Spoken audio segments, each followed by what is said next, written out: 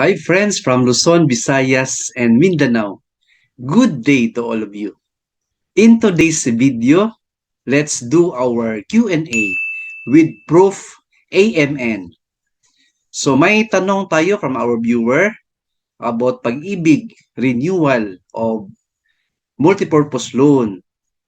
I will answer this in a concise, direct, but with complete explanation. And of course, example. Alright? Are you ready to watch the full video? If yes, so let's get started.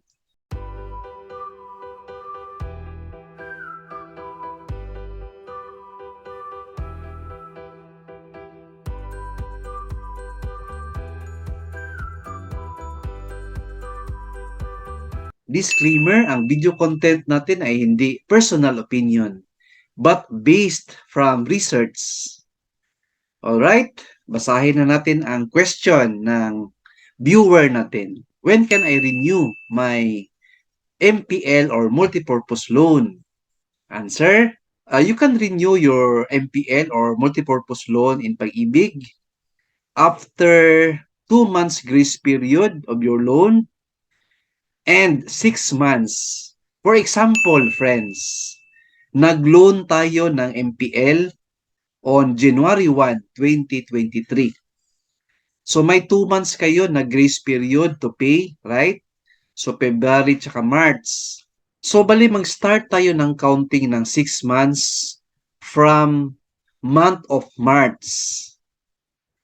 So March, April, May, June, July, August. So ibig sabihin friends, August 1, 2023 tayo maka-reloan o renew our loan ng MPL or multipurpose loan. Magkano yung ma-loan natin or ma-reloan? 80% sa tab or total accumulated value less loan balance. Yes, friends, may loan balance pa tayo, no? Kasi 2 years to pay yung MPL. So, since nag-reloan ka, so may balance ka pa, no? So, i-deduct po yan sa loan proceeds.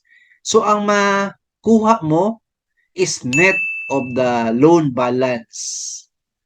Alright? So, friends, hope you like and learn from our video content today. So, kung may question ka, comments, and suggestion, please write in our comment section below. I will make time to read and answer your question.